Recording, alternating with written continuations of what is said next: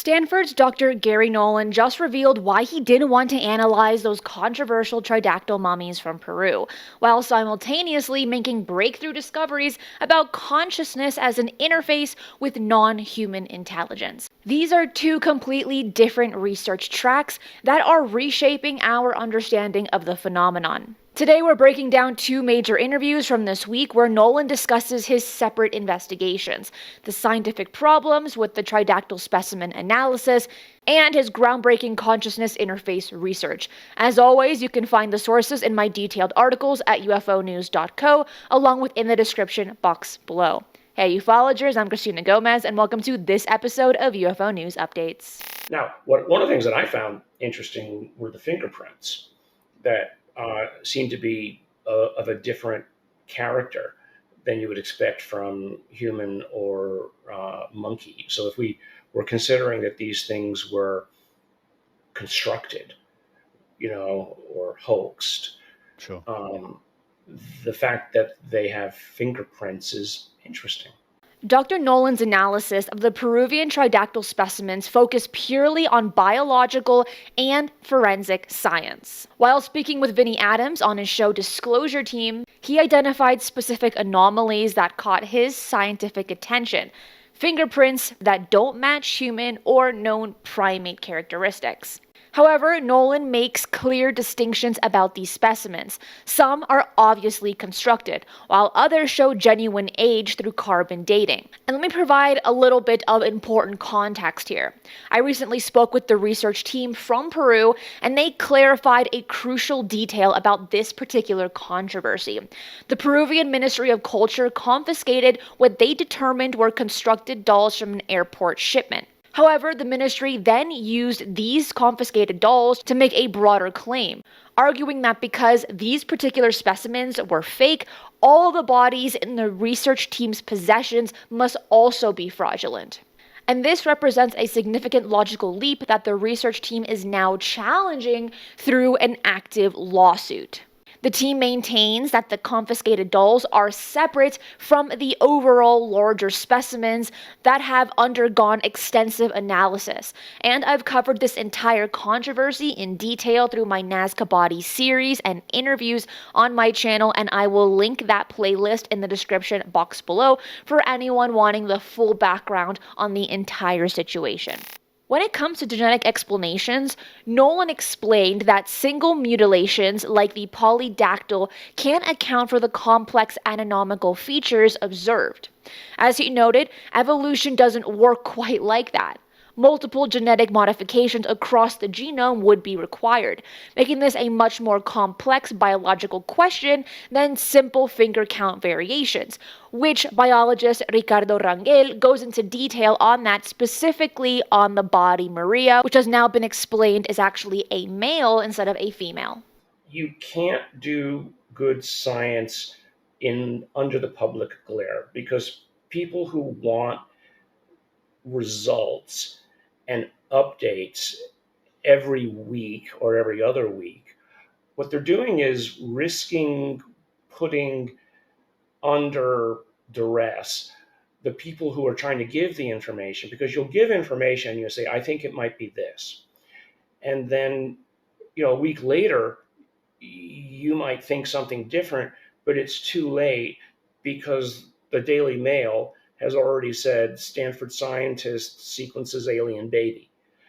So people asked, I saw in your thread many times, have I been asked to study the mummies? And yes, I probably a few dozen times, and by various people, but by serious people able to actually enact an outcome with the mummies or with money behind it.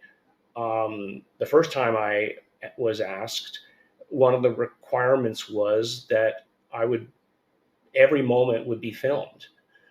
And I said, no, I'm not going to be filmed. This is not the Kardashians. That's not what science is done. Sure. My students certainly wouldn't put up with it, and Stanford wouldn't allow it. That is the explanation as to why Nolan declined to analyze the specimens. Nolan estimated $5 million would be needed for proper analysis, funding multiple research teams, ensuring appropriate controls, and preparing for peer-reviewed publication. And he suggests that competent scientists in South America could settle the matter in 1 or 2 years, but they need proper resources and protection from media pressure. Now, completely separate from the tridactyl specimens, Nolan has been conducting brain imaging studies of UAP witnesses, and this research emerged from his work with the Pentagon analyzing individuals who reported health effects about UAP encounters. The majority of the receiver aspects of human interaction with these, whatever they are, alleged or imagined entities, involve meditative states or, frankly, psychedelic drugs that change how your brain functions. And, the skeptic, the real skeptic, not the ones that tweet nonstop, would say, oh, well, that's because they're hallucinating and they're on drugs. Or the scientist would say it allows you to access alternative states of consciousness. As documented in his previous Stanford research and mentioned on the Lehto files, this consciousness research focuses on measurable brain state changes during alleged encounters, and Nolan's data shows consistent patterns involving suppression of the default mode network, essentially the brain's sense of self. And when this network is suppressed through meditation, psychedelics, or other means, individuals report accessing different states of awareness. Which approach do you think is more valuable? Traditional forensic analysis of physical specimens or brain imaging studies of witnesses? Let me know your thoughts in the comments below. And so suddenly, having backed myself into this corner, AI pops up, which now enables me to look at all of this data with truly superhuman capability and contextualize the data for me. So I actually now have on my shoulder both the devil and the angel of AI that can whisper in my ear and help me understand what the data means. But they are the same as colleague X or colleagues Y at Institute Z or Alpha, who I have to listen to what they are telling me and then try to put it all together into a picture that makes sense. But now I don't have to make those phone calls or be friends with that person on the other side of the planet who's the expert in this, because the expert now is the AI. AI is revolutionizing both areas of Nolan's research. For consciousness research, AI helps analyze complex brain image datasets. For material analysis, it enables processing of massive spectral data that was previously beyond human capabilities. His brain imaging studies reveal that individuals with certain genetic variants may have enhanced sensitivity to electromagnetic fields or other environmental factors.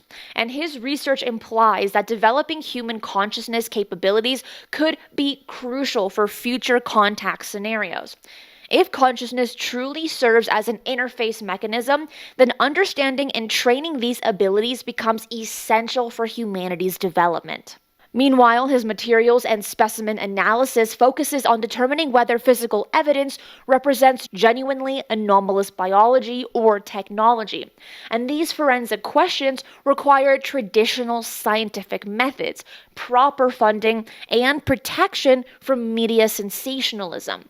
Dr. Nolan's work demonstrates how serious UAP research requires multiple distinct approaches operating simultaneously. The key insights is that breakthrough understanding may come from consciousness research rather than physical artifacts, or vice versa. Do you think consciousness-based research or physical evidence analysis is more likely to provide breakthrough insights into the UFO phenomena? And should these investigations remain separate or be integrated? Leave your thoughts in the comments below. I'm Cristina Gomez, and that is it for today. I will see you next time. Be safe, and remember, keep your eyes on the skies.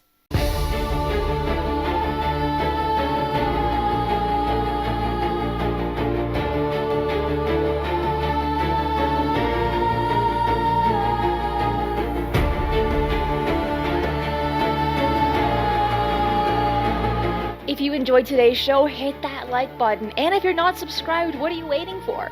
Hit the notification bell as I do daily UFO news and updates. Fresh UAP stories, government disclosures, and breaking developments land here every single day.